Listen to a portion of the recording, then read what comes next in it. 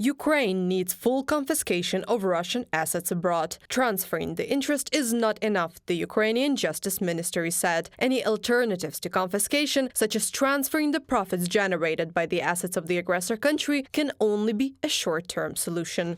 Such a decision requires political will, and therefore it is especially dangerous if additional initiatives are considered a successful solution to all problems. Any alternatives, no matter how sincere and noble they are, generate insufficient funds and can be solely as an intermediate and fast enough option to collect several billions for the immediate needs of Ukraine's reconstruction. Irina Mudra, Deputy Minister of Justice of Ukraine, in a comment to Reuters. The seizure and transfer of Russian sovereign assets to Ukraine has been supported by a specialized committee of the lower house of the U.S. Congress. Estonia has also taken another step towards asset confiscation. The Constitutional Commission of the Estonian Parliament approved the relevant law draft prepared by the government. However, there is yet no talks about joint EU decision on the confiscation. The Europeans have gone a little further. They have started to develop legislation for the use of taxes on frozen assets or taxes on income from frozen assets. In particular, Belgium at the moment is ready to discuss the issue of allocation of a part of income taxes to Ukraine. But again, these are not the amounts that Ukraine needs.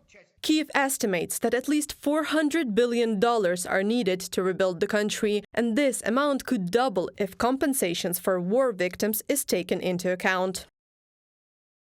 After blocking the assets of the aggressor country in the West, the Kremlin responded by restricting foreign investment. Today, Russian authorities still hope the assets frozen abroad will be unblocked, at least to retail investors. On the November 9th, Putin signed a decree allowing foreigners to use their funds frozen by the Russians. However, not everything is so simple. According to the Russian president's decision, the money can only be spent on buying the assets of the Russians. So far, we are talking about unfreezing no more than 100 billion rubles. At the same time, there is no talk about unblocking the Federation's sovereign assets, which amount to $280 billion in the G7 countries alone.